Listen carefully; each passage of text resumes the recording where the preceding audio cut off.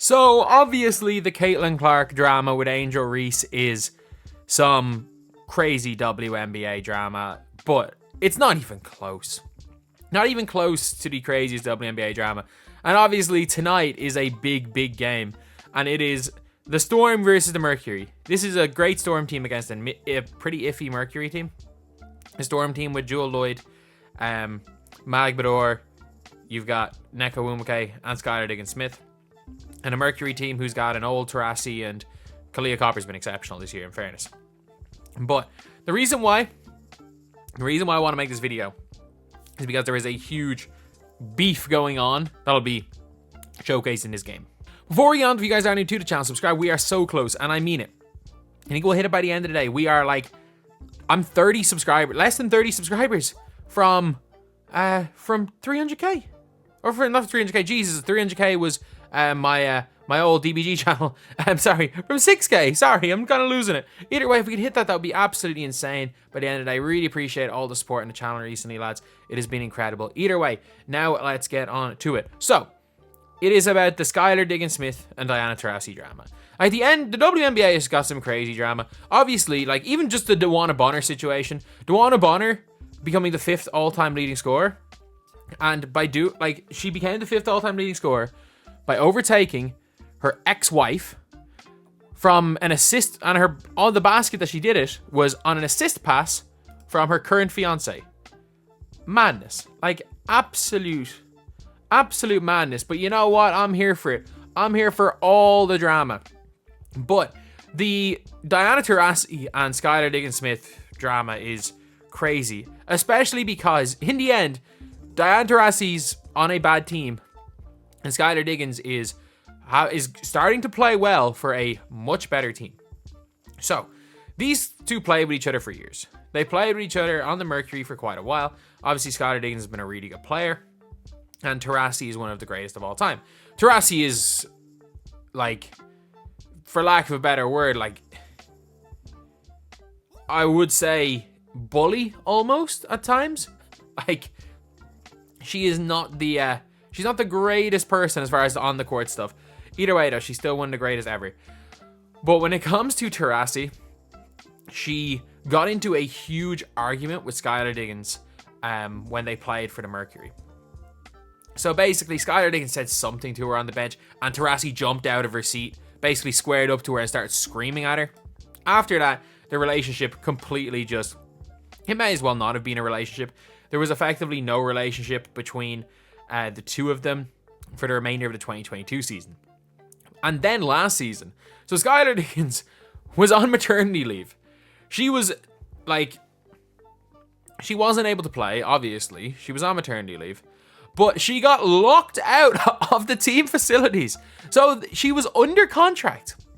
And this is not like, even if you look at, say, the John Wall situations, where the team is like, look, we don't want to play you, but, like, you're still able to use our stuff, you're still our player. No, the organization was so, like, not so dumb with her. They just, I've never seen a player treated like this. She was under contract, and they refused to let her use, as she says here on Twitter, they wouldn't let her use the chefs, the strength and conditioning, the nutritionist, the chiropractor, massage therapists, all while trying to come back to play from having a kid.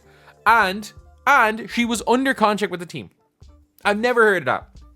I get it if there's issues with her and Diana Taurasi and you take Taurasi's side, but, like, I know they're allowed to do it. I've never heard of that in pro sports before.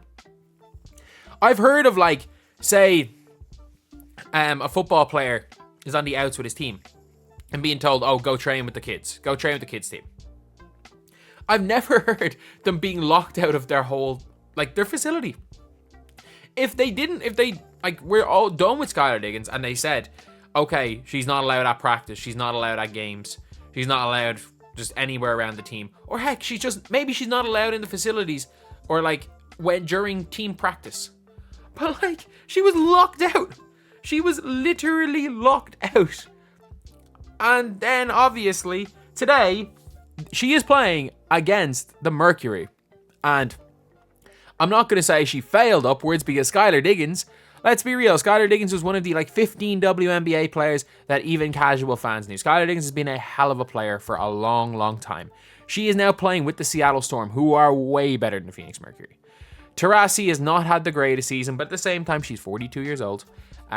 They're heavily reliant on Kalia Copper, who's been their best player, whereas Skylar Diggins has gotten better and better and better as the season has gone on. I think the Seattle Storm are a legitimate threat. I think as far as from what I've seen, it's looking like, as of recording this video, it's halftime and the Mystics are ahead against the Connecticut Sun. If the Mystics win their first game against the Sun, it would be hilarious. But obviously I think the Aces are just unfair. But if Chelsea Gray doesn't come back, I think the Seattle Storm, the Aces, the Liberty, and the Sun all have a legitimate chance in this. But it's revenge time. It's revenge time. And I'm sorry, if there's any player, even if they're on their way out, if they're old and they don't have that much left to give, if there's a player that is going to just be, for lack of a better word, petty enough to give so much to make sure, to absolutely make sure that she gives her all and will ball out, is Taurasi, especially in a game that means something. And then Skylar Diggins-Smith, I don't know if she should herself go out to try and destroy or win this matchup and destroy the team or destroy Mercury, because I think her team is going to do that for her.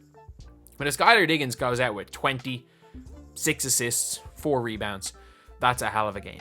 So yeah, that's pretty much it. Everybody talking about the Caitlin Clark drama. That's the only thing when it comes to WNBA drama. There is so much crazy stuff. There's so much crazy stuff when it comes to WNBA drama, because they're